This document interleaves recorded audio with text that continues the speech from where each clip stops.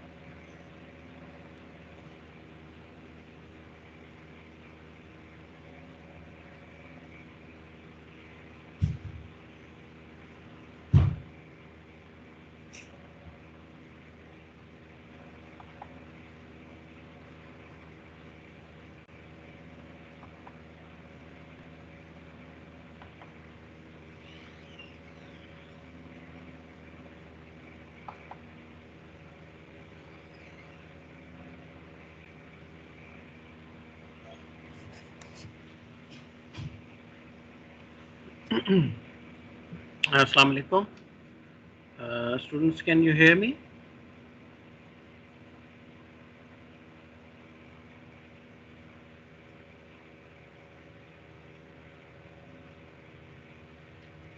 आपको मेरी आवाज़ आ रही है? अगर आवाज़ आ रही है तो अपनी माइक्स ऑन करके तो ज़रा जवाब दीजिए, so that I should know that you are listening to me.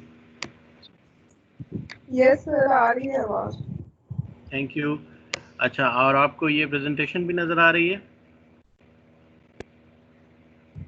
Yes sir। चलें, let's move forward now. कल हमने जो डिटेल्स पढ़ी थी, बेसिकली ऑप्टिकल फाइबर का जो पावर बजट है उसको हमने कैलकुलेट किया था और उसका तरीका देखा था। उसकी एक एग्जांपल है बहुत अच्छी दी हुई। वो बेसिकली तो टेलीकम्युनिकेशन सिस्टम इंजीनियरिंग की बुक के अंदर दी हुई है, और I would like you to go through that also. I have that with me, तो वो मैं आपके साथ at the end of the lecture मैं आपके साथ शेयर कर लूँगा, तो उसको भी ज़रा आप देख लीजिएगा। तो इसके अलावा कुछ एंड प्रॉब्लम्स हैं जो कि मैं इससे रिलेटेड चाहता हूँ कि आप लोग सॉल्व कर लें, which would definitely help you in understanding how the power budget is made. Let me go to that.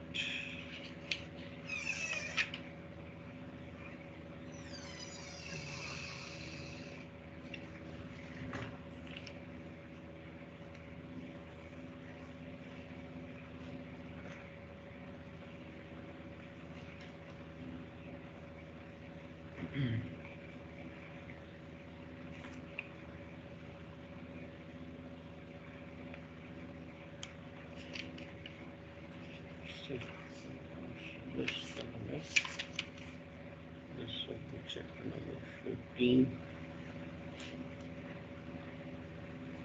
and 15.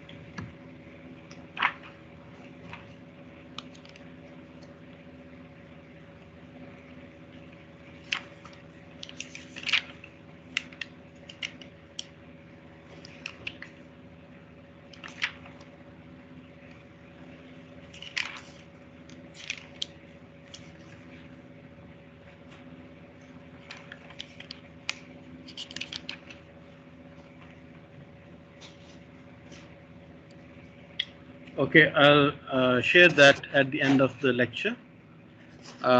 अभी हम जो कल हमने चीज़ें पढ़ी थी उनको थोड़ा सा रिव्यू करेंगे, and then will move on to HFC, hybrid fibre coax. Hybrid coax जो है वो एक ऐसा सिस्टम है जो कि प्रॉपर FTTH या FTTX आने से पहले एंड वो था, और इस वक्त पाकिस्तान में सिर्फ एक कंपनी ने इसको अडॉप्ट किया था, and that company was world call. और जिस तरह के नाम से लगता है कि इसमें फ़ाइबर एक लिमिट तक जाके सपोर्ट कर रहा होता है कम्युनिकेशन को, और उसके बाद इस बाउंड्री के बाद जो है वो नेक्स्ट जो स्टार्ट होता है वो कोएक्सियल केबल से स्टार्ट होता है और वो कस्टमर के एंड तक वो पहुंच जाता है। लेकिन राइट नाउ जितने भी नए प्रोजेक्ट्स वगैरह आ रहे हैं वो हाइब्रिड फाइबर कोएक्स की तरफ नहीं जा रहे, वो फाइबर टू द होम और passive optical network, gigabit passive optical network उसको इस्तेमाल कर रहे हैं, और फाइबर टू द होम को काफ़ी ज़्यादा इस्तेमाल किया जा रहा है। तो इस तरीके से मतलब नया लास्ट माइल जो है वो डिज़ाइन किया जा रहा है। मैंने इसके लिए लफ्ज़ इस्तेमाल किया लास्ट माइल। लास्ट माइल के लिए कुछ और जो अल्फाज इस्तेमाल होते हैं वो आउटसाइड प्लांट भी है, एक्सटर्नल नेटवर्क भी है, ठीक है, और एक्सेस नेटवर्क भी है। ये वो नेटवर्क है टेलीकम्युनिकेशंस का जो कि कनेक्ट करता है आपके कस्टमर को कनेक्ट करने वाला जो नेटवर्क होता है, that is called the last mile. Now let's move forward. हम ऑलरेडी इसको कर चुके हैं, लेकिन थोड़ा सा और आगे चलते हैं। लिंक बजट हमने कल देखा था, इसको थोड़ा सा रिव्यू करेंगे and then will move forward to HFC। Optical networks के ऊपर लिंक बजट की कंसिडरेशंस क्या होती हैं? जैसा कि मैंने कल आपको बताया था, दो कंसिडरेशंस होती हैं। पहली उसमें अटेन्युएशन की कंसिडरेशन है और दूसरी उसके अंदर डिस्पर्शन की कंसिडरेशन है। अटेन्युएशन की कंसिडरेशन जब आप रखते हैं तो आप बेसिकली एक पावर बजट उसका बनाते हैं, और जब आप डिस्पर्शन की को मतमा नज़र बना के उसकी कैलकुलेशन करते हैं और उसकी बजटिंग करते हैं, then you end up with bandwidth budget.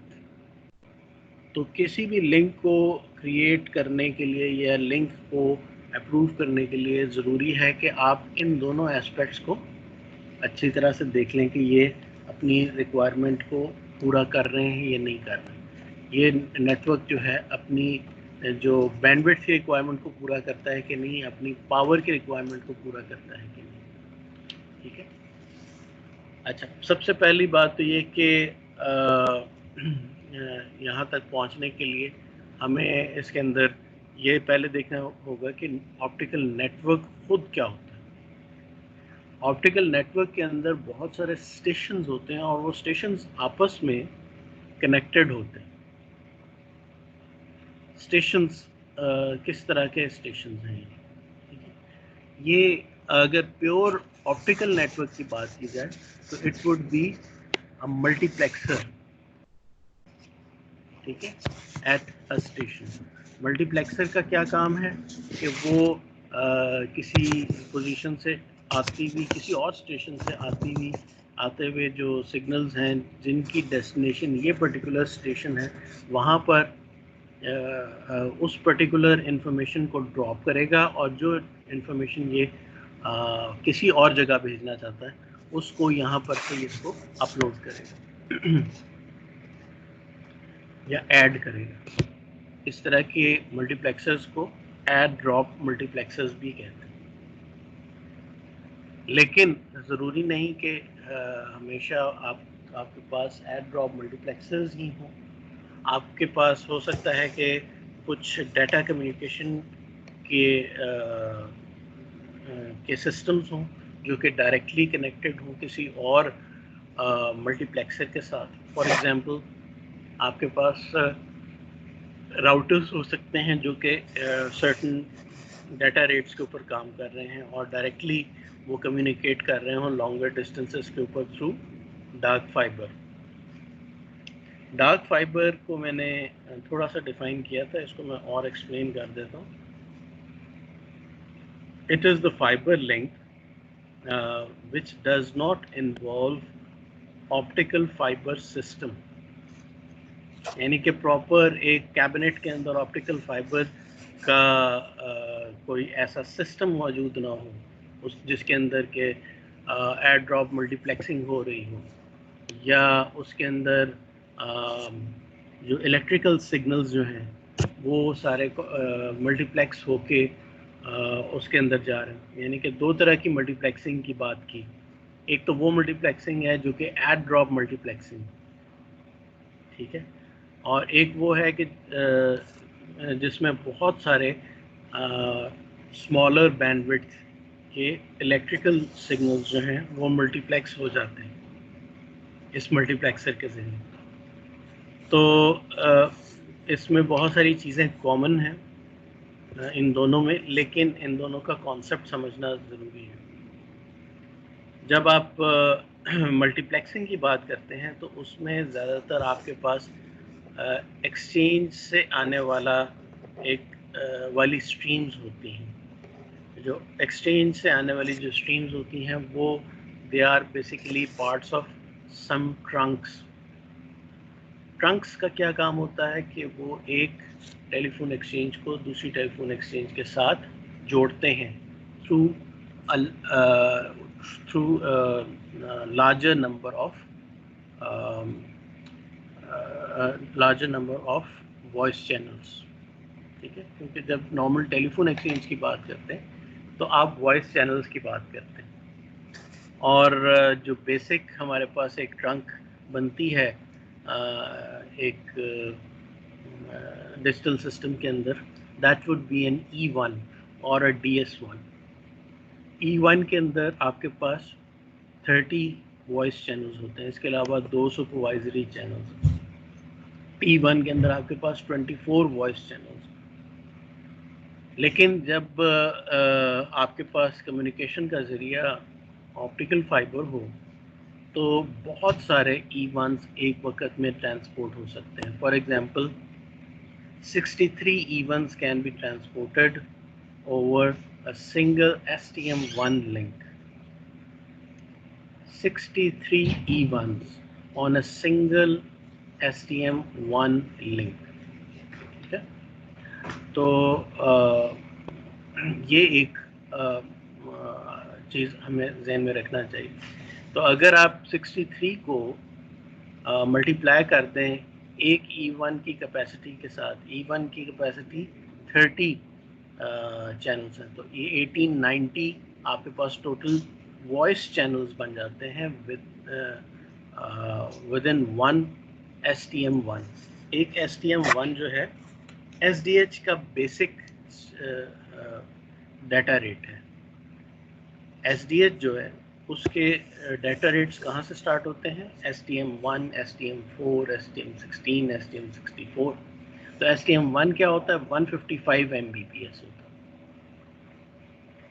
तो इस तरीके से ये बहुत सारे इस तरह के E1s हैं। अब E1 की बात की या T1 की बात की, क्योंकि ये एक सिंक्रोनस सिस्टम है होता है जब मल्टीप्लेक्सिंग की बात कर रहे होते हैं अपने SDH और सोनेट की, ये सिंक्रोनस सिस्टम्स होते हैं, तो एक वक्त में इसमें E1s भी आप ऐड कर सकते हैं और DS1s भी ऐड कर सकते हैं। इसके अलावा दूसरे जो सब DS3 फ्रेम्स हैं like DS1C, DS2 and DS3 itself and E3, इन सब को इकट्ठा करके या सेपरेटली आप एक STM1 के अंदर आप ऐड कर सकते हैं, और ऐड करने का जो तरीका है इसी को ही हम मल्टीप्लेक्सिंग कहते हैं।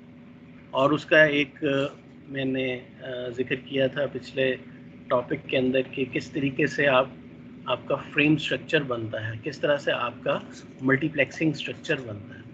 जो फ्रेम होता है चाहे SDH का हो चाहे सोनेट का हो, उसके अंदर 9 रोज होती हैं, और अगर आप STS1 का फ्रेम लें जो बेसिक स्ट्रक्चर है सोनेट का, तो उसका डाटा रेट 51.84 Mbps होता है, और उसके अंदर जैसा कि आपको पता है कि 9 रोज तो होती हैं एक फ्रेम के अंदर, लेकिन उसमें नंबर ऑफ कॉलम्स जो हैं दैट वुड बी 90।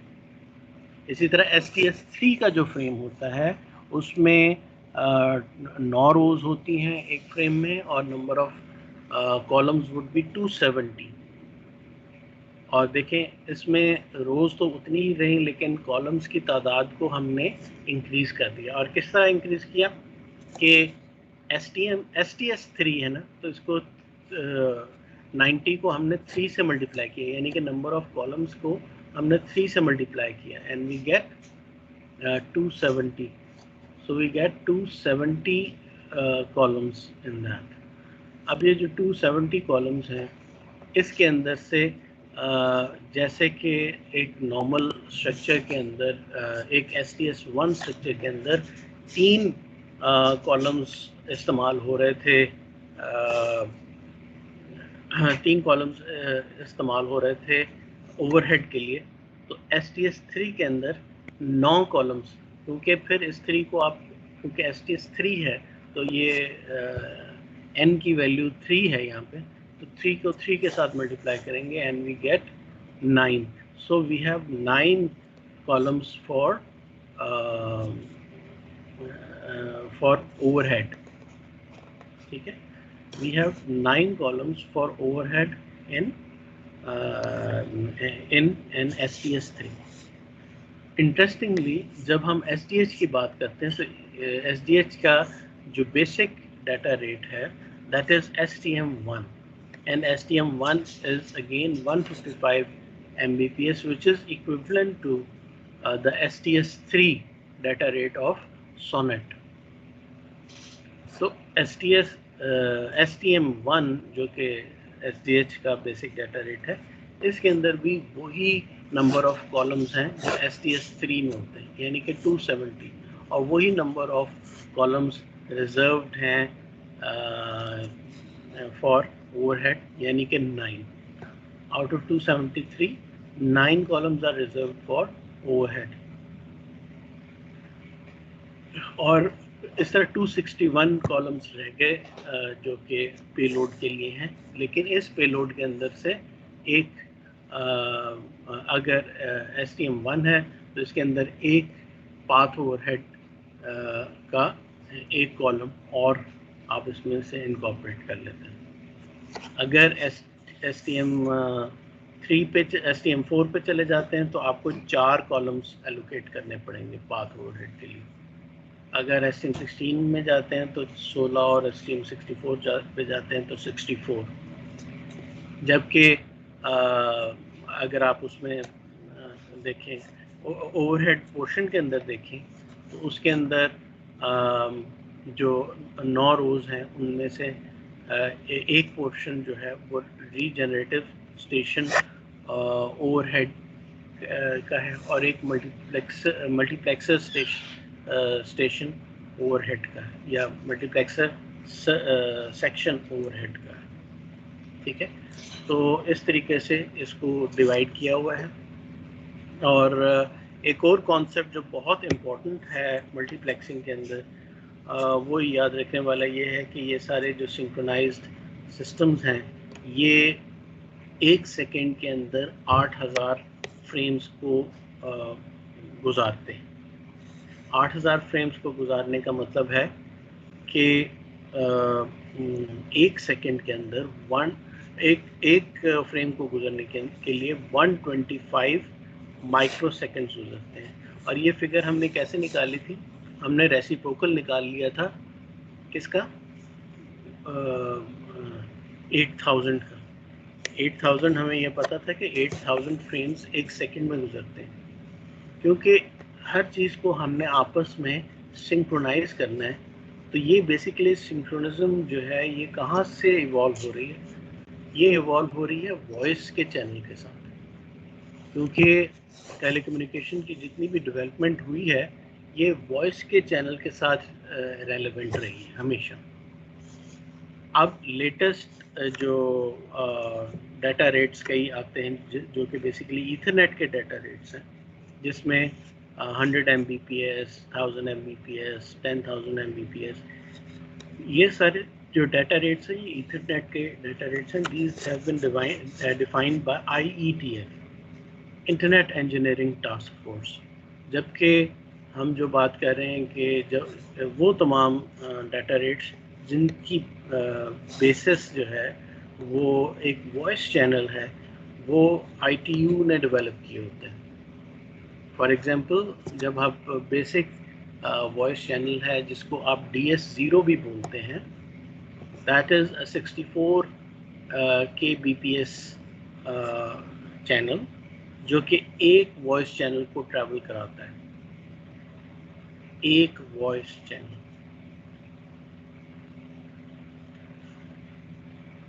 अच्छा, अब इस तरह के 30 वॉइस चैनल्स और 2 सुपरवाइजरी चैनल्स मिल जाएं, 32 चैनल्स मिल जाएं, तो वो मिलाकर एक E1 बनाते हैं. इसी तरह 24 इस तरह के DS0s इकट्ठे हो जाएं, यानी 64 kbps के 24 चैनल्स इकट्ठे हो जाएं, it would make up T1 और DS1। T1 और DS1 जो है वो अल्टरनेटिवली हम यूज़ कर सकते हैं। ये बेसिकली अमेरिकन और जापानीज सिस्टम, ठीक है। So having said that, let's move forward. यहाँ आप देख सकते हैं कि ये एक नेटवर्क है, ऑप्टिकल नेटवर्क है, but this is a purely data network. और ये डाटा नेटवर्क ऐसा है कि जिसके अंदर हमने किसी किस्म की, ये ऑप्टिकल नेटवर्क है, डाटा नेटवर्क है, लेकिन इसके अंदर आपको कोई मल्टीप्लेक्सर्स नज़र नहीं आ रहे, इसके अंदर कोई आपको रीजनरेटिव रिपीटर्स नज़र नहीं आ रहे, ठीक है। इसके अंदर कोई एड ड्रॉप नहीं नज़र आ रहा है, इसमें वैसे मल्टीप्लेक्सर्स नहीं नज़र आ रहे हैं, ठीक है। तो ये किस तरह का नेटवर्क है? ये ये जो यहाँ पे आपको रेक्टेंगुलर शेप में जो सेंटर में आपको चीज़ें नज़र आ रही हैं, basically these are switches of some sort. ये स्विचेस एक सर्टेन एरिया के अंदर अपना एक नेटवर्क मेंटेन करते हैं, और इस पूरे नेटवर्क को चलाने के लिए जो है, और चलाने का मतलब ये है कि इसको इंटरनेट के ज़रिए कनेक्ट करने के लिए या किसी आउटसाइड वर्ल्ड के साथ कनेक्ट करने के लिए आपको एक राउटर की ज़रूरत होती है। और राउटर जो है वो किसी ट्रंक लिंक के ज़रिए किसी और राउटर के साथ कनेक्टेड होता है। इसकी एक एग्जांपल इंटरनेट है, और and internet as you know is a network of networks. बहुत सारे नेटवर्क्स हैं, इनको मिलाकर एक नेटवर्क बना हुआ है, ठीक है। अच्छा, इसमें आप ये देखिएगा कि ये जो नोड्स बीच में नज़र आ रहे हैं, ये आपस में भी कुछ ट्रंक्स के साथ जुड़े हुए हैं। इसका मतलब है कि ये जो स्विचेस हैं, इनकी आपस में कनेक्टिविटी का भी एक लेवल है, ठीक है। और उसके बाद इनकी हर एक सेपरेट लाइन के साथ, सेपरेट यूज़र के साथ एक लिंक बना हुआ है, ठीक है। इसका मतलब है कि कोई भी स्टेशन या कोई भी यूज़र अपने नेटवर्क में या किसी और नेटवर्क तक जो इस नेटवर्क के साथ कनेक्टेड है, वहाँ तक अपना जो है इंफॉर्मेशन भेज सकता है और वहाँ से इंफॉर्मेशन एक्सट्रैक्ट कर सकता है। 3 बेसिक टोपोलॉजीज होती हैं ऑप्टिकल नेटवर्क के अंदर। Number 1 is the tree topology. Tree topology के अंदर और भी कुछ एग्जांपल्स आ सकती हैं, जैसे कि ट्री टोपोलॉजी का जो नाम है ये ज़्यादा ब्रॉड है, इसके अंदर हब एंड स्पोक भी शामिल हो जाता है, और कुछ लिहाज से जो मैश कनेक्टिविटी, मैश टोपोलॉजी भी इसके अंदर शामिल हो जाती है। लेकिन ट्री टोपोलॉजी एक ऐसी टोपोलॉजी है जिसको इजीली हम एक्सपैंड कर सकते हैं, कि इसको अंडरस्टैंड करना आसान है। फिर बस टोपोलॉजी है। बस टोपोलॉजी वैसे बहुत सिंपल है, और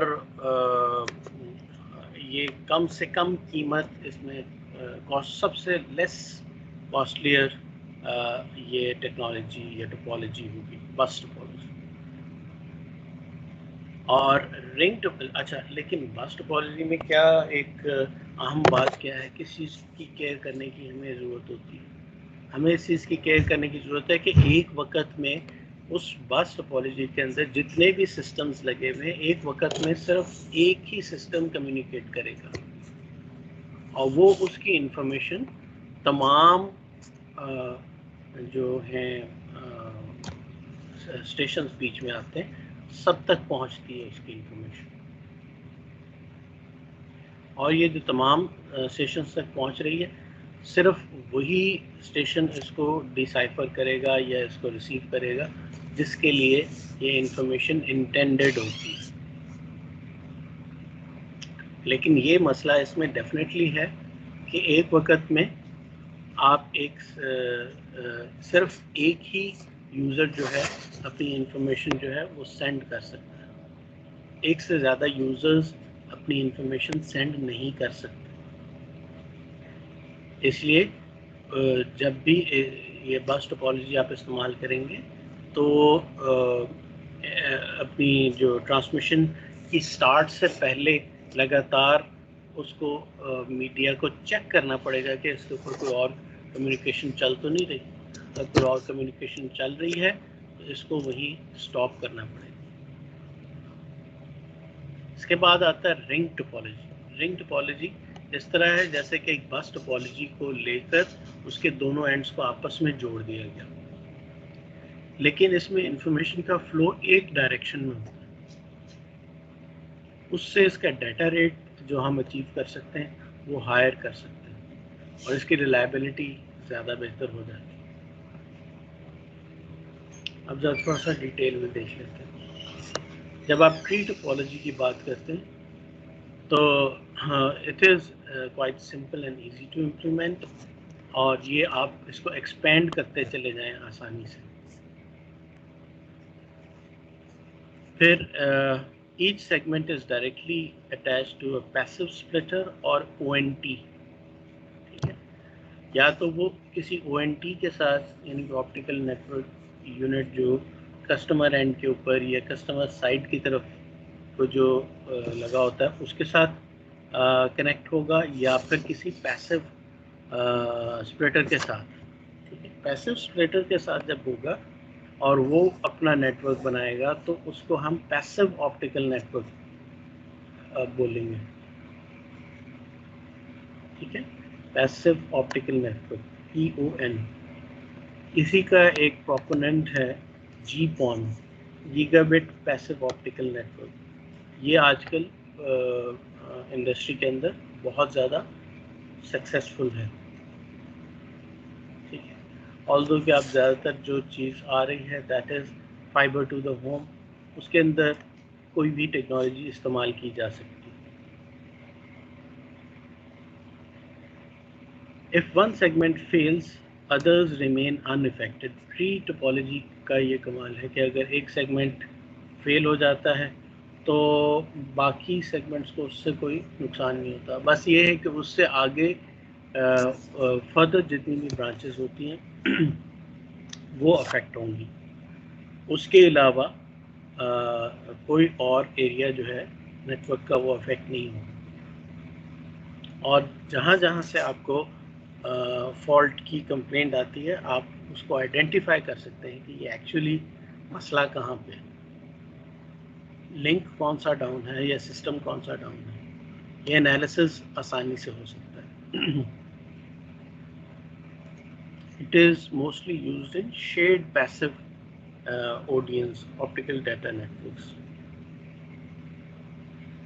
ये आप एग्जांपल देख सकते हैं कि एक OLT है, उसकी आगे कनेक्टिविटी बहुत से ONTs के साथ है, और इसमें जो है एक बीच में एक पैसिव स्प्लिटर लगा हुआ है जिसने एक जो कमिंग सिग्नल है, इनकमिंग सिग्नल है OLT से आने वाला, उसको 3 डिफरेंट डायरेक्शंस में स्प्लिट कर दिया है और 3 डिफरेंट ONTs इसको रिसीव कर रहे हैं and they are handling it. अब हम चलते हैं बस टोपोलॉजी में। It is quite easy to deploy and expand and it requires the least optical fibre cable. जैसे मैंने बताया कि इसमें ऑप्टिकल फाइबर बहुत सबसे कम चाहिए, बाकियों में तो फिर आपको रिंग कंप्लीट करना है या उसका हर एक का लिंक अलग-अलग बना के ट्री आपने क्रिएट करना है। इसके अंदर सिर्फ एक ही लाइन के ऊपर सारे सिस्टम्स को आपने कनेक्ट करना है। इस वजह से ये चीप है। अच्छा, ये चीप होने की इसकी रीज़न क्या है? Let's think about it. असल जो कॉस्ट होती है, इवन ये जो ऑप्टिकल फाइबर की जो केबल है that is not very costly right now, लेकिन उसकी लेंथ जो है दैट इज़ कॉस्टली। उसकी लेंथ से क्या मुराद है कि आपकी जो ऑप्टिकल फाइबर को आपको बिछाना पड़ता है टेरेस्ट्रियली, खुदाई करनी पड़ती है। हम नीचे आपको एक सैंड का बेड बनाते हैं, उसके ऊपर एक जो ब्रिक की एक लेयर डालते हैं, उसके ऊपर केबल को ले करते हैं, उसके बाद उसके ऊपर उसको बैक फिल करते हैं, बीच में एक जो टेप होती है, वार्निंग टेप है, उसको आप डालते हैं। और इस सबको करने के लिए एक तो ये कॉस्ट है, फिर ये कि आपको पाथ जो आप अडॉप्ट कर रहे हैं उसकी उसको हासिल करने की भी तो कॉस्ट चाहिए ना कि वो कहाँ से आप, हर कोई आपको इजाज़त नहीं देगा कि यहाँ से आप अपनी केबल गुजार लें और यहाँ खुदाई कर लें। अगर तो गवर्नमेंट की ज़मीन है तो उनसे बाकायदा इजाज़त लेना पड़ेगी या उनके रिक्वायर्ड टैक्सेस आपको अदा करने पड़ेंगे। अगर वो कोई प्राइवेट प्रॉपर्टी है तो आपको, प्राइवेट ओनर है उसको आपको सेटिस्फाई करना पड़ेगा, उसको कुछ पे करना पड़ेगा। इस तरीके से आप इसको एक OLT है, आगे ONUs जो है या ONTs जो हैं, वो एक बस की सूरत में, एक सीधी लाइन की सूरत में कनेक्टेड है। इसमें ये मैं आपको बता चुका हूँ कि आपका जो डाटा रेट है जो आप इसमें अचीव कर सकते हैं वो एक ख़ास हद से ज़्यादा नहीं जा पाएगा, क्योंकि एक वक्त में एक ONT जो है वो ट्रांसमिट करेगा, बाकी ONTs ट्रांसमिट नहीं कर पाएंगे। तीसरी टोपोलॉजी है, that is the ring topology. अच्छा, इसमें जैसे एक बस टोपोलॉजी है, उसके दोनों एंड्स को आपस में जोड़ के इसको एक रिंग की शेप देते हैं। All the traffic flows only in one direction with very high speed, so the chances of collision is minimized। ठीक है, वो इसमें स्पीड आप ज़्यादा रख सकते हैं, एक ही डायरेक्शन के अंदर मूवमेंट होती है। और ये इसके बहुत सारी टेक्निक्स हो सकती हैं। तो इस वक्त जितनी भी टोपोलॉजीज़ हमारे इस्तेमाल होती हैं, ख़ास तौर पे आप मेट्रो लेवल पे भी और डोमेस्टिक लेवल, डोमेस्टिक से मुराद होती है विद इन सिटीज़, तो वो रिंग की सूरत में लगते हैं। रिंग की सूरत में लगाने का एक कई फ़ायदे हैं। अगर आप ऑप्टिकल फाइबर के जो यूज़ हैं, जो लैन लेवल के ऊपर लोकल एरिया नेटवर्क के जो यूजेजेस हैं उनमें देखें, तो उसमें जो सबसे मशहूर टेक्नोलॉजी है that is FDDI, fibre distributed data interface. उसमें क्या होता था, वो एक टोकन बेस्ड सिस्टम थी, जस्ट लाइक टोकन रिंग, जिसमें कि एक टोकन मूव करता था और जिसके पास टोकन आ जाता था उसको वो अलाउड होता था अपनी कम्युनिकेशन को सेंड करने के लिए। तो इसी किस्म का कॉन्सेप्ट FDDI के अंदर था।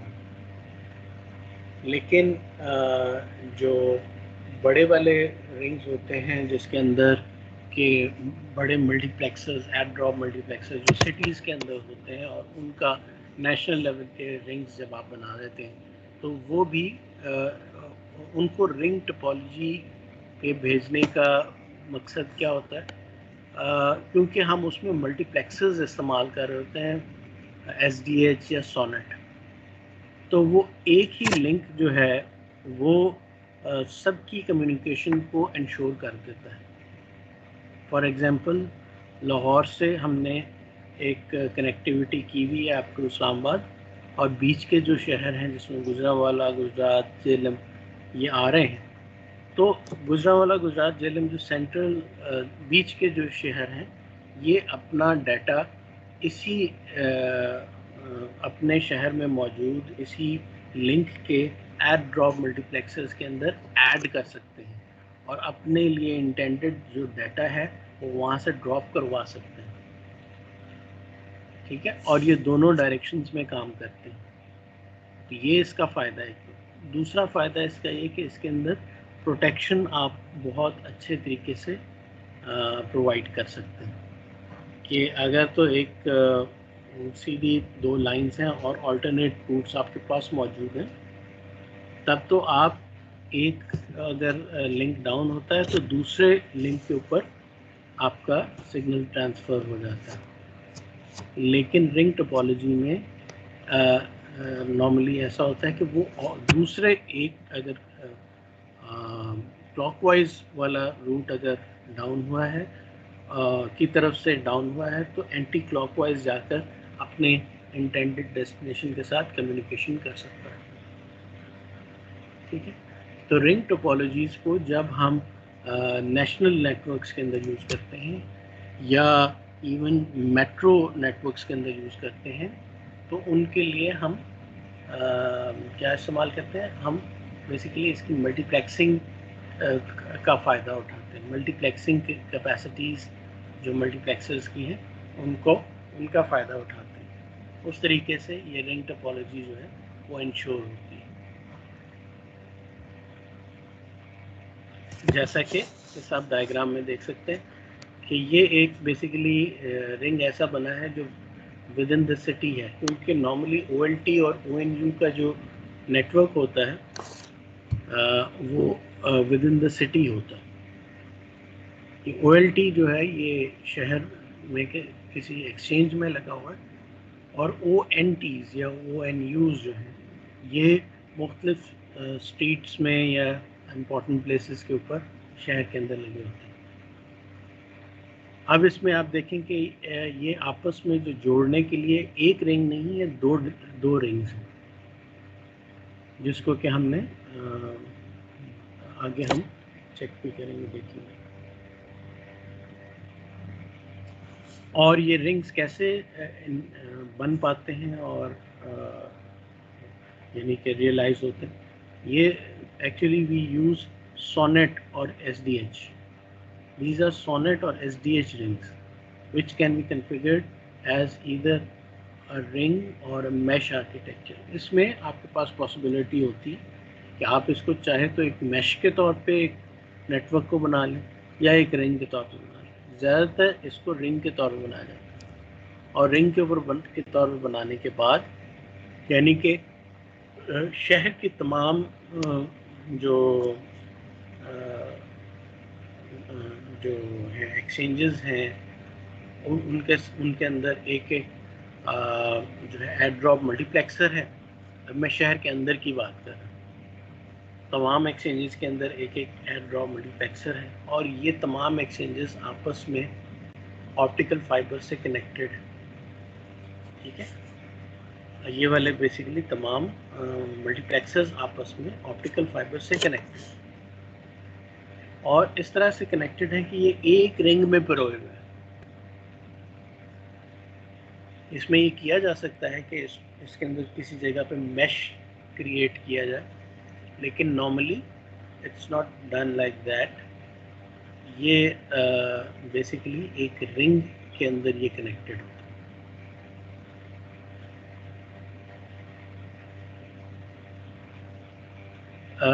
अच्छा, इन रिंग्स को बेसिकली सेल्फ हीलिंग रिंग्स भी बोलते हैं। Self healing rings, because the traffic flowing along a certain path can be switched automatically to an alternate or standby path in case of failure or degradation of the link. ये क्योंकि अगर कहीं पे कोई एक लिंक का एक section अगर डाउन हो जाता है या डिग्रेड हो जाता है तो ये खुद ब खुद ऑटोमेटिकली ट्रैफिक का जो फ्लो है इसको एक सर्टेन पाथ की तरफ स्विच कर सकता है। सोनेट और SDH की ये कैपेसिटी है। ये जो कैपेसिटी है ये किस तरह उसके अंदर इंस्टॉल की जाती है? ऑलरेडी तो सिस्टम के अंदर होती है कि ये मल्टीपल जो लिंक्स उसको आ रहे हैं उसमें एक से दूसरी जगह पर स्विच कर दे एक इनकमिंग ट्रैफिक को। But how do we make it possible? by doing its configuration using an LMT, local management terminal। यानी कि सिस्टम जब एक जगह मल्टीप्लेक्सर लगा हुआ है तो उसको आप एक लैपटॉप के ज़रिए आप उसको कनेक्ट कर सकते हैं, कनेक्ट करके उसकी कॉन्फ़िगरेशन कर लेते हैं। उसका सॉफ्टवेयर होता है, सॉफ्टवेयर चलाते हैं, उसके ज़रिए आप इसको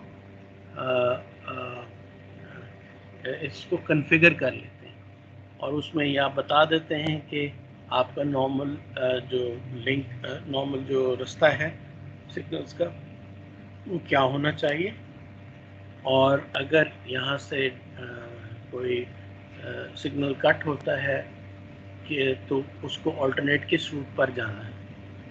this is all defined by configurations. In configurations को क्रॉस कनेक्शंस भी बोला जाता है और इसके जो एक्सपर्ट्स हैं उनको काफ़ी अहमियत हासिल होती है। ठीक है, अब दो तरीके से सोनेट और SDH के रिंग नेटवर्क्स बनाए जाते हैं और इन दोनों तरीक़ों में बेसिकली एक certain amount of protection provide की गई है। इनका मकसद ही प्रोटेक्शन प्रोवाइड करना है। प्रोटेक्शन क्या चीज़ होती है कि अगर एक लिंक डाउन होता है तो सिग्नल किसी और डायरेक्शन से उसकी इंटेंडेड डेस्टिनेशन जो कि उस रिंग के अंदर कहीं पे भी मौजूद हो सकता है वहाँ तक पहुँच जाए। ठीक है, तो ये दो तरीके, एक तो 2 fibre unidirectional path switch ring है, दूसरा 2 फाइबर और 4 fibre by directional line switch ring है। ठीक है, इसको 2 फाइबर और 4 फाइबर BLSR बोलेंगे, पहले वाले को 2 फाइबर UPSR बोलेंगे। 2 फाइबर UPSR यूनी जिसको आप बोलेंगे, just a second, uni directional path switch ring. ठीक है, 2 फाइबर में तो इसमें receiver compares the signals received via the primary and protection paths and selects the best one। ठीक है, इसमें जो रिसीवर एक स्टेशन है वो दोनों तरफ से आने वाले सिग्नल पाथ्स को रिसीव करती है, उसको कंपेयर करती रहती है और जो उनमें से जो बेस्ट सिग्नल होता है उसको एक्सेप्ट कर लेते हैं और दूसरे को रिजेक्ट कर दिया जाता है। इसमें कांस्टेंट प्रोटेक्शन आपके पास हासिल होती है और स्विचिंग इसके अंदर ऑटोमेटिक हो जाती है। इसकी एग्जांपल इस डायग्राम से बहुत अच्छी तरह से क्लियर हो जाती है कि एक कम्युनिकेशन, एक ट्रांसमीटर है, एक रिसीवर है, उसका पाथ जो है वो एक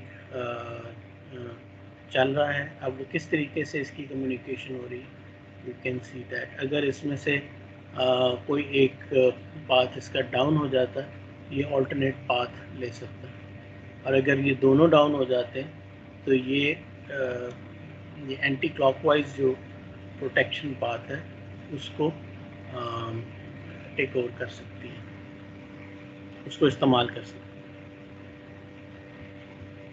अब बाई डायरेक्शनल 4 फाइबर की बाई डायरेक्शनल स्विच रिंग है।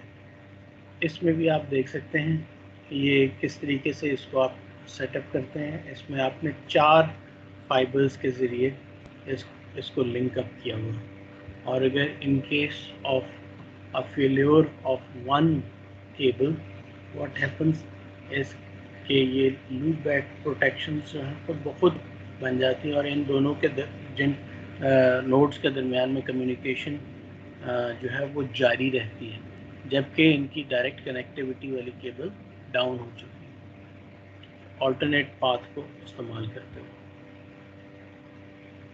इसी तरह से अगर एक ब्रेक हुई है, एक प्राइमरी फाइबर ब्रेक हुई है तो प्रोटेक्शन स्विचिंग करके ऑटोमेटिकली दूसरे से इसकी कम्युनिकेशन जारी रहती है।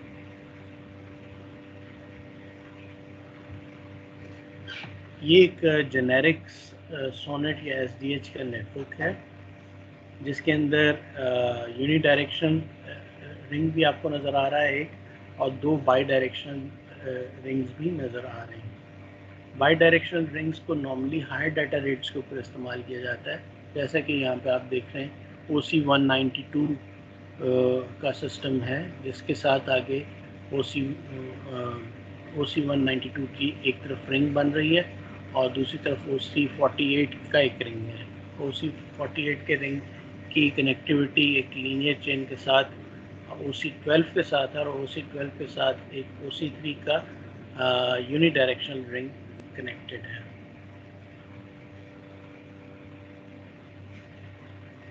अब बात कर लेते हैं पावर बजट और बैंडविड्थ बजट की।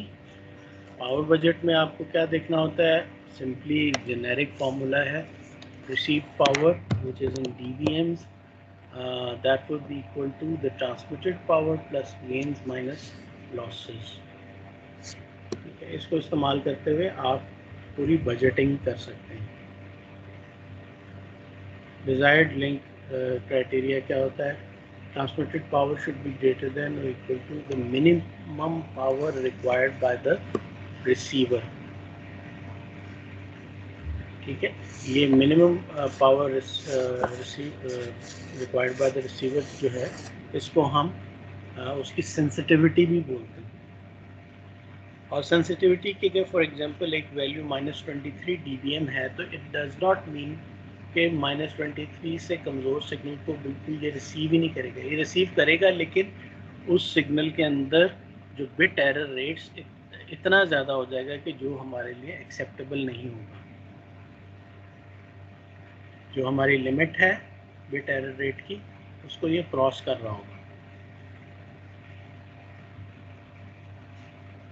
Thus received power is equal to the transmitted power minus the losses plus total gain minus the margin।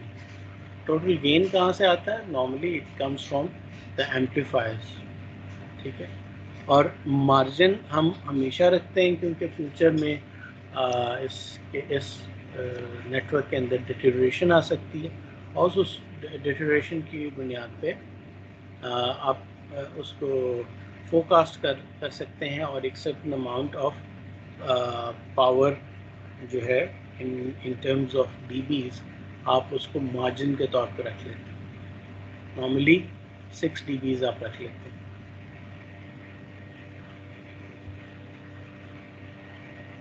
यहाँ आप देख सकते हैं कि लॉसेस कौन कौन से हैं, insertion loss, fibre loss, connector loss, non linear loss, ये सब के सब लॉसेस। गेन्स कौन से हैं, एम्पलीफायर गेन्स हैं और नॉन लीनियर गेन्स। ठीक है,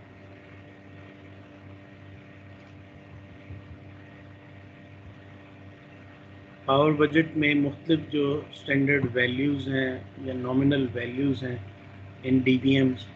तो अगर आप पिन डायोड, पहली बात तो ये कि लेज़र डायोड की जो पीक पावर नॉर्मली इस्तेमाल हो रही थी वो 0 dBms होती है, जो कि 1 मिलीवाट के बराबर है। You can tune it to a higher value, for example 2 milliwatts उस पर कर देंगे, लेकिन उससे मसला ये होगा कि इस लेज़र की लाइफ स्पैन जो है वो कम हो जाएगी। सिमिलरली जो पिन डायोड्स होते हैं उनकी रिसीवर सेंसिटिविटी है -13 है, लेकिन ऐसे पिन डायोड्स हैं जिनकी -23 तक होती है। APD डायोड्स की -30 लिखा हो, लेकिन आजकल -32 dBms तक की इसकी सेंसिटिविटी की वैल्यू होती है। टिपिकल LED पीक आउटपुट जो है, LEDs की जो पीक आउटपुट है, दैट वुड बी 100 नैनोवाट्स, 100 नैनोवाट्स। ठीक है, जिसको अगर आप कन्वर्ट करें dBms में, इट बिकम्स -40 dBm वैल्यू।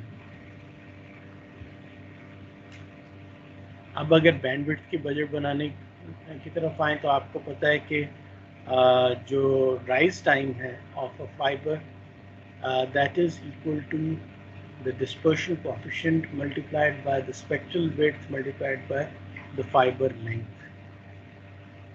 ठीक है, तो जितनी ज़्यादा लेंथ है उतनी ज़्यादा राइज टाइम आपको ज़्यादा मिलेगा। ज़्यादा राइज टाइम मिलेगा तो आपको जो विड्थ ऑफ a pulse है which defines a bit 0 or bit 1, that will also increase, और वो लंबी हो जाएगी, वाइडन हो जाएगी, और उसके वाइडन होने से क्या होगा, आपका जो डेटा रेट है that would squeeze. अब ये जो राइज टाइम है वो ट्रांसमीटर में, रिसीवर में और फाइबर इटसेल्फ तीनों में कारगर होता है. हम तीनों की वैल्यूज़ लेते हैं और ये जो गिवन फार्मूला है 1.1 into the rise time of the transmitter squared plus rise time of the receiver squared plus rise time of the fibre square whole under root और power 1/2, that would give you the total system rise time. This system rise time defines how much data rate you can cater. और अब यहाँ पर data rate जब बात की जाती है उसको बोला जाता है बैंडविड्थ, लेकिन एक्चुअली वो डेटा रेट होता है. अब यहाँ पर देखिए कि हम पावर को कॉम्पेंसेट करने के लिए ऑप्टिकल एम्पलीफायर्स लगा देते हैं, लेकिन ऑप्टिकल एम्पलीफायर्स लगाने से क्या होता है कि उसके अंदर जो है ना डिस्पर्शन पैदा हो जाती है. ठीक है, नॉइज़ होती है, नॉइज़ इंट्रोड्यूस करता है, नॉइज़ से डिस्पर्शन आती है, उससे जो आपका जो है वो इंक्रीज़ कर जाता है वो जो rise time, which affects the data rate that we can support. अब जब आपने पल्स विड्थ जितनी आपने रखनी है वो इतनी बड़ी होनी चाहिए, कम से कम की बात कर रहे हैं कि 0.7 times the pulse width value that should be greater than और equal to the system rise time. अब बैंडविड्थ अगर निकालनी हो तो इसमें मतलब आपके पास वो आ जाते हैं 1/, the bit rate for non-return to 0 and 1/2 times the bit rate of return to 0 signals. आगे मैंने एग्जाम्पल की बात की थी, let me find that example also.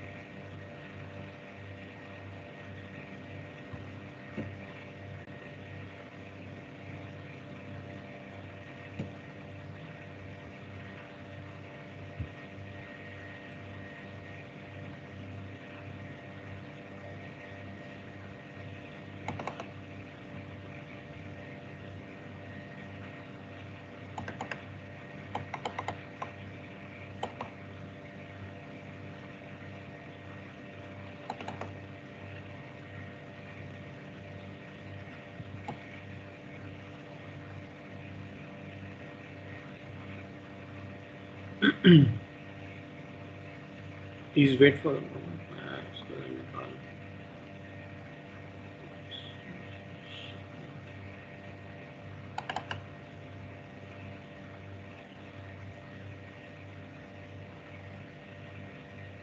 इसमें एक और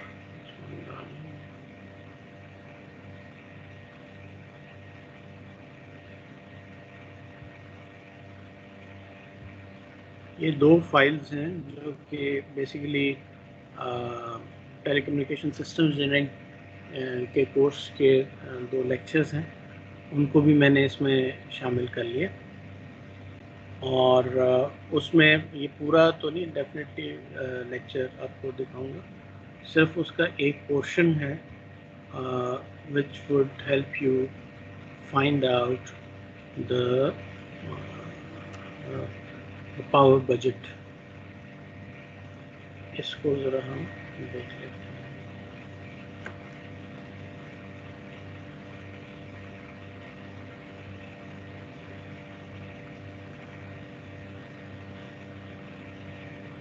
If you go through this presentation also, it is quite good and quite a lot of knowledge is contained in it.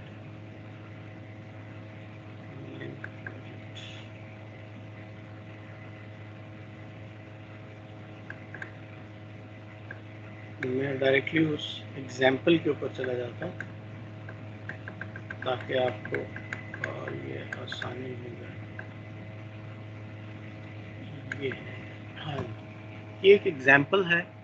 Just go through this example. This is a very good example of finding out power budget in an optical link.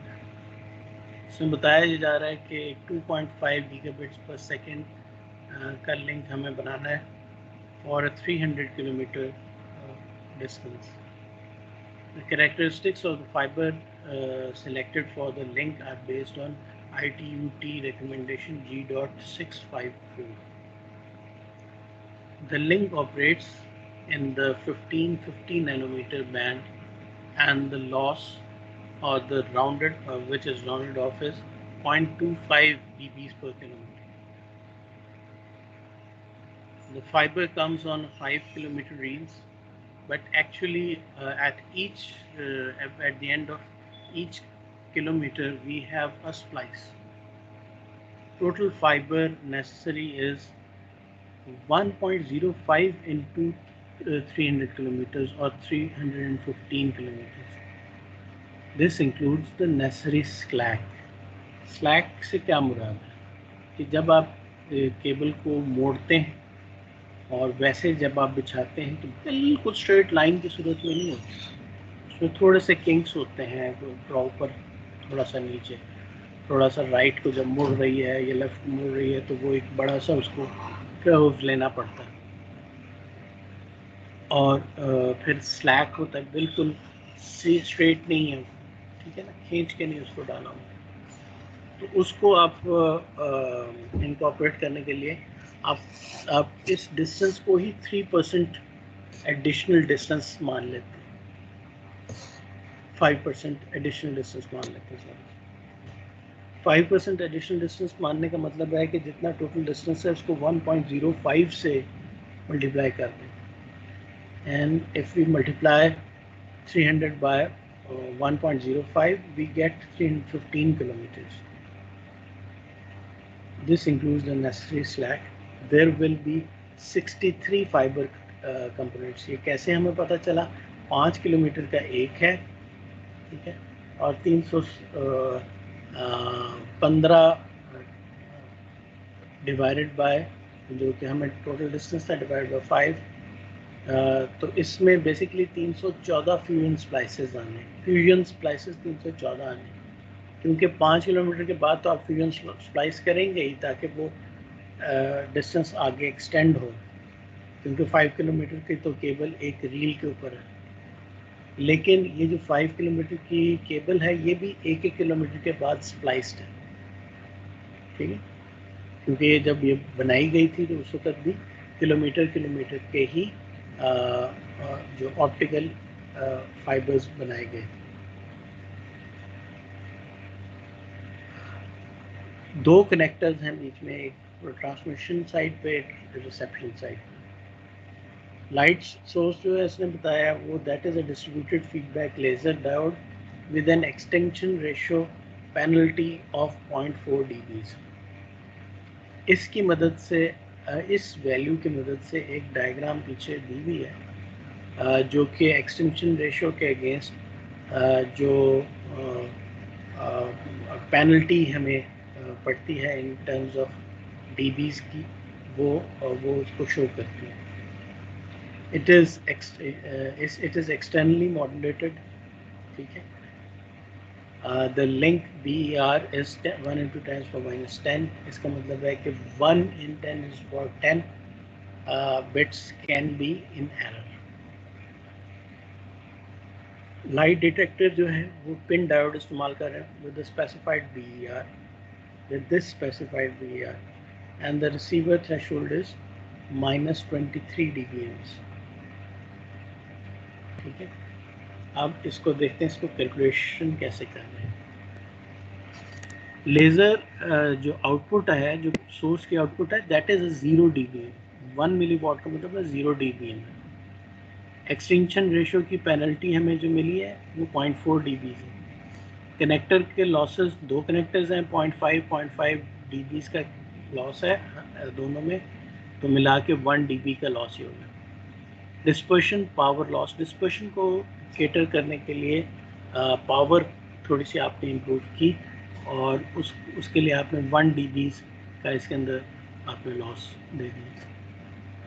अब ये 315 kilometre इसने travel करना है और 1 kilometre के ऊपर 0.25 dB का loss होता है, तो 315 को 0.25 से मल्टीप्लाई करें, you get 78.75 dB of loss. फिर स्प्लाइस लॉस निकालते हैं कि 0.1 dB एक स्प्लाइस का लॉस है, टोटल 314 स्प्लाइसेस आते हैं 315 किलोमीटर में, तो उसको 0.1 से मल्टीप्लाई करें, you get 31.4 dB of splice loss. Margin इसके अंदर फॉर एग्जांपल 4 dB रख लिया।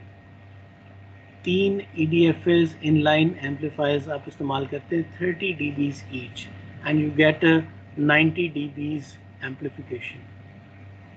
इस सब को सम अप करें, यू गेट 26 dB। इसका मतलब है कि -26 dBm का सिग्नल आपके रिसीवर तक पहुंचा, जबकि आपने रिसीवर जो लगाया है, जैसे कि पिछले सवाल में लिखा हुआ था, आपने पिन डायोड लगाया है जिसका सेंसिटिविटी लेवल -23 dBm है।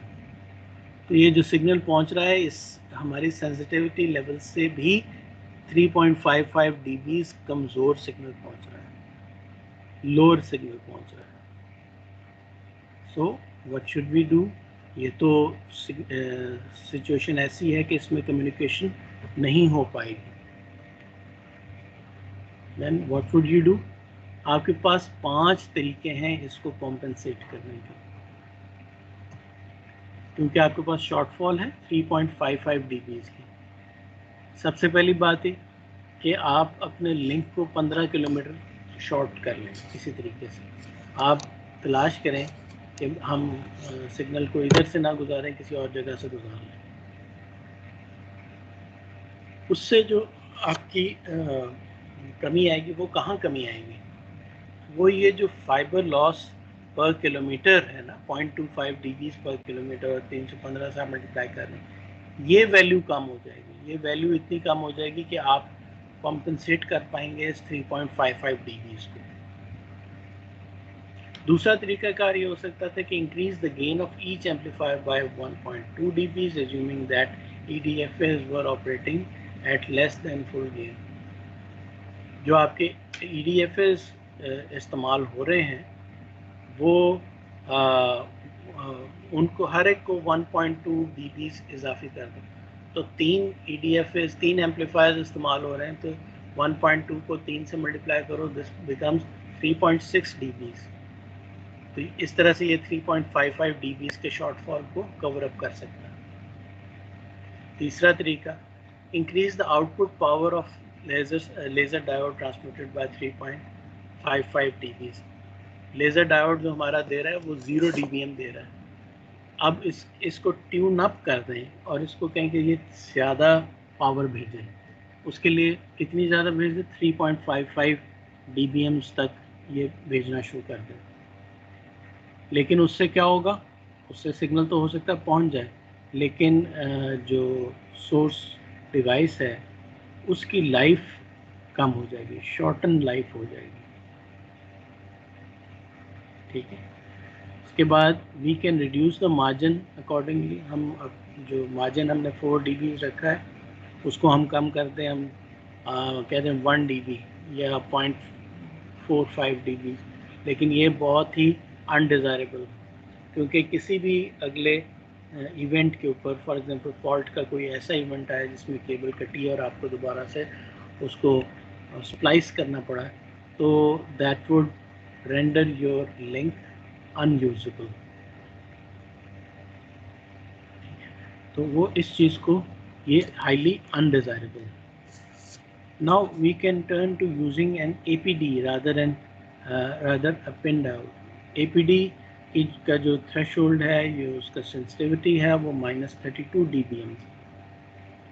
जब ये -32 dBm आपने कर दिया तो आपको 9 dB की वैसे इम्प्रूवमेंट मिल गई, और ये आसानी से आपने इस 3.55 dB के शॉर्टफॉल को आपने कवर कर लिया। लेकिन मसला एक ये है कि APD की अपनी जो लाइफ स्पैन है वो शॉर्ट है as compare to the pin diode, और इसकी रिलायबिलिटी जो है वो भी लो है, जिस वजह से ये हो सकता है कि बिट एरर रेट के अंदर कुछ इजाफा करे।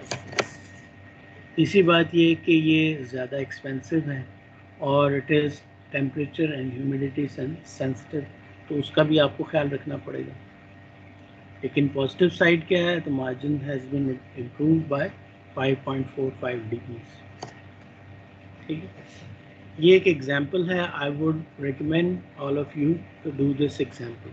जिन लोगों ने पहले TSC का कोर्स किया हुआ है, they have already done this example, और जिन लोगों ने नहीं किया, they must do this example. ठीक है, ये मैंने इसमें अपलोड कर दी हुई है, मैं वैसे भी आप लोगों को ये भेज दूँगा। अब आते हैं हम एक और प्रेजेंटेशन के ऊपर, जो हमने पहले मल्टीप्लेक्सिंग को पढ़ा था। अब हम मल्टीप्लेक्सिंग में SDH और सोनेट को देखा था, उसमें से SDH का जो तरीक़ाकार है, let me go to that. अभी निकला था SD, हाँ है, इसके अंदर मल्टीप्लेक्सिंग का स्ट्रक्चर होता कैसा है। I need to go to my last slide.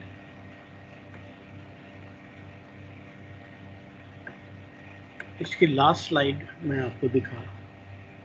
This is the SDH multiplexing structure. ठीक है, आप सबसे राइट हैंड के ऊपर देखें, आपके पास मुख्तलिफ डेटा रेट्स लिखे हुए हैं, और उसके आगे C11, C12, C2, C3, C4 इस तरह करके लिखा हुआ है। C11 का क्या मतलब है? इसका मतलब है कि एक DS1 का सिग्नल आ रहा है, और ये पूरा का पूरा स्ट्रक्चर आप देखें, ये सारी ये जो C11 यानी कि 1.544 Mbps, 2.048 Mbps, 6.312 Mbps, 44.73 Mbps and 139.264 Mbps, इन सब को मल्टीप्लेक्स करके एक STM1 के ऊपर और लेटर एक STM-N के ऊपर मल्टीप्लेक्स करके उसके ऊपर लोड किया जा रहा है। ये लोडिंग करने का पूरा प्रोसेस है जो कि डिफाइंड है as a standard SDH multiplexing structure. C11 एक कंटेनर है, इसको कंटेनर सिस्टम बोलते हैं। C11 एक कंटेनर होता है जो जिसके अंदर के डाटा रेट बेसिकली एक DS1 का डाटा रेट होता है। C12 जो है, इसमें जो डाटा रेट है that is of an E1। फिर इसके बाद C2 के ऊपर आ जाते हैं, ये DS2 का डाटा रेट है। इसके बाद C3 है which has the options of DS3 as well as E3। DS3 is 44.73 Mbps while E3 is 34.368 Mbps। इन दोनों को ये हैंडल कर सकता है। And after that we have a C4 data rate which is 139.264 Mbps। अब ये जितने कंटेनर्स हैं, ये आगे जाके एक इनके साथ एक जो है फिज़िकल ओवरहेड साथ मिलता है। ओवरहेड की कुछ बाइट्स साथ मिलती हैं तो कंटेनर से वर्चुअल कंटेनर बन जाता है। जैसे C11 container 11 is converted into a virtual container 11, क्योंकि इसके साथ एक पर्टिकुलर जो है पर्टिकुलर ओवरहेड जो है कि उसकी बाइट्स साथ मिल जाती हैं, तो ये एक वर्चुअल कंटेनर बन जाता है। इसी वर्चुअल कंटेनर को जब हम मैपिंग कर देते हैं इनटू आवर ओवरहेड सेक्शन, कि ये बताने के लिए कि ये कंटेनर कहाँ से स्टार्ट हो रहा है और उसके बारे में इंफॉर्मेशन कि इसकी डेस्टिनेशन क्या है, तो जब ये मैपिंग कर देते हैं then it becomes a tributary unit. If it was a C12 then VC12, it would become a TU12. TU12 is the tributary unit.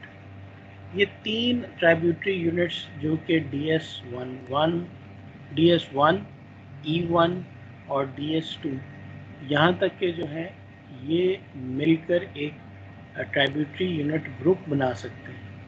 अगर तो C2 आ रहा है तो ये तो अकेला ही उसके अंदर काफ़ी हो जाएगा। अगर TU12 आ रहे हैं यानी कि 2.048, तो ये तीन इकट्ठे होकर एक ट्राइब्यूटरी यूनिट ग्रुप बनाएंगे। जबकि अगर TU11 यानी कि DS1 आ रहे हैं तो चार इस तरह के जो है वो इकट्ठे होकर एक ट्राइब्यूटरी यूनिट ग्रुप 2 बनाएंगे। इसी तरह से अगर ट्राइब्यूटरी यूनिट ग्रुप 2 कई बने हुए हैं तो 7 इकट्ठे हो जाएं तो वो एक ट्राइब्यूटरी यूनिट ग्रुप 3 बना सकते हैं। इसी तरह अगर आपके पास C3 कंटेनर है, उससे वर्चुअल कंटेनर 3 बनाया, उससे ट्राइब्यूटरी यूनिट 3 बनाया, तो वो अकेला ही एक ट्राइब्यूटरी यूनिट 3 बनाएगा। ठीक है। सिमिलरली अच्छा, अब ये तो ट्राइब्यूटरी यूनिट ग्रुप्स बन गए। अगर C3 है, इससे आप डायरेक्टली एक वर्चुअल कंटेनर 3 भी बना सकते हैं। इसी तरह C4 से वर्चुअल कंटेनर 4 भी बना सकते हैं। लेकिन एक TUG2 आपके पास मौजूद है, उस तरह के 7 TUG2s को इकट्ठे मल्टीप्लेक्स करें, it would become a VC3 virtual container 3। ठीक है। इसी तरह से 7 TUG2s को, ये मैं बता चुका हूँ कि इकट्ठा करें तो you can also form a TUG3। 3 TUG3s को इकट्ठा करें then you can make a VC4। और अगर C4 ऑलरेडी है, इससे डायरेक्टली आप C4 बना सकते हैं। अब जब VC3 है, इसको फिर आप अपने जो ओवरहेड पोर्शन है वहाँ पर आप मैप करते हैं and you make an AU3 administrative unit 3। Simply VC4 को जब आप उसके अंदर ऐड करते हैं तो you get an administrative unit 4। एक एडमिनिस्ट्रेटिव यूनिट 4 है, उससे एडमिनिस्ट्रेटिव यूनिट ग्रुप बन जाता है। 3 एडमिनिस्ट्रेटिव यूनिट 3s हैं, उससे एक एडमिनिस्ट्रेटिव यूनिट ग्रुप बन जाता है। एडमिनिस्ट्रेटिव यूनिट ग्रुप AUG का जो डाटा रेट होता है दैट इज़ 155 MB। इस तरह के n डिफरेंट AUGs इकट्ठे हों, फॉर एग्जांपल अगर एक ही है it would make an STM1। अगर 4 हैं तो ये 4 इकट्ठे होके एक STM4 बना देंगे and so on and so forth. ये एक तरीक़ाकार है। Actually I just wanted you to understand कि एक्चुअली SDH के मल्टीप्लेक्सिंग किस तरह से हो रही है। और पहले पोर्शन में मैंने आपको एग्जांपल बता दी, so please go through this for your knowledge. लेकिन ये आपको मल्टीप्लेक्सिंग स्ट्रक्चर अच्छी तरह से पता होना चाहिए। आज के दिन के लिए इतना ही। कल हम जो नेक्स्ट जब लेक्चर होगा उसमें हाइब्रिड फाइबर कोएक्स को डिस्कस कर लेंगे। Thank you very much. And that would be, जी जी सर चैप्टर नंबर कौन सा है बुक में से इसका, जो आज कराई है स्लाइड्स द्वारा? हाँ, बुक में से चैप्टर कौन सा है?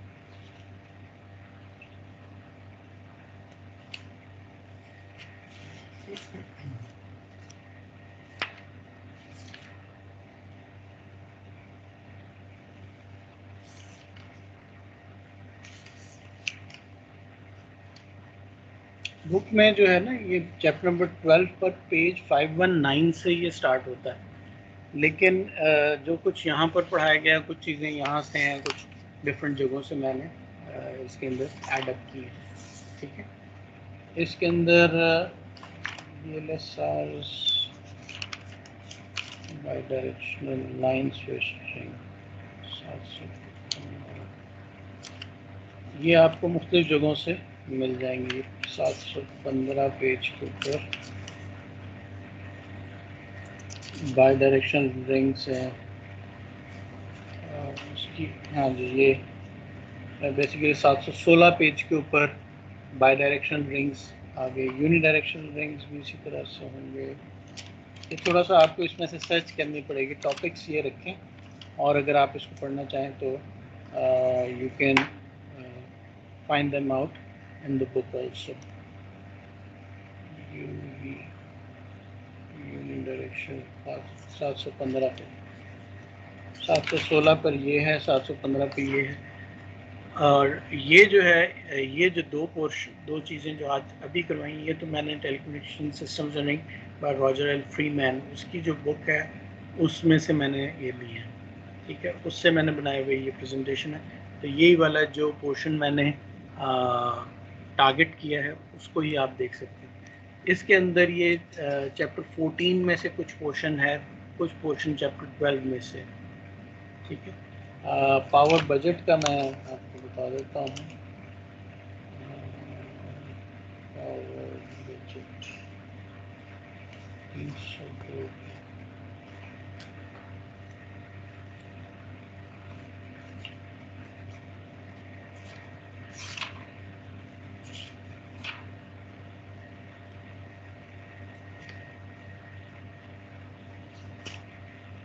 ये power budget basically page number 302 के ऊपर चैप्टर नंबर 8 में है।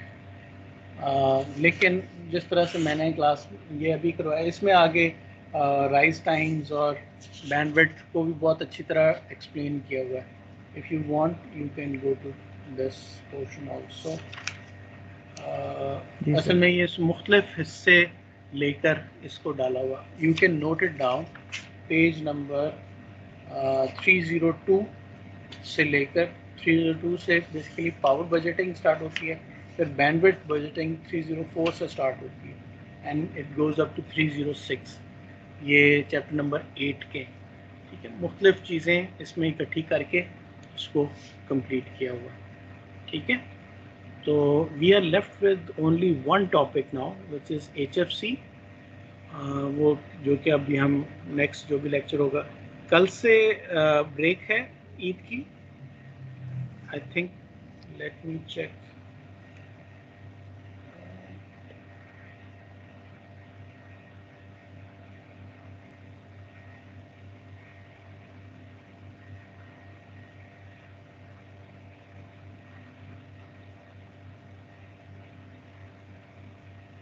थर्सडे से इसकी ब्रेक है हमारी, तो इसके बाद थर्सडे की भी क्लास नहीं होगी और फ्राइडे की भी नहीं। तो उसके बाद 3rd of August मंडे को भी छुट्टी है, और ट्यूसडे, नेक्स्ट ट्यूसडे को अब ये क्लास होगी। ठीक है, नेक्स्ट ट्यूसडे को हम HFC स्टार्ट कर देंगे। ओके जी sir. Any other question? No sir. Thank you very much. हम यहाँ पे क्लोज करते हैं।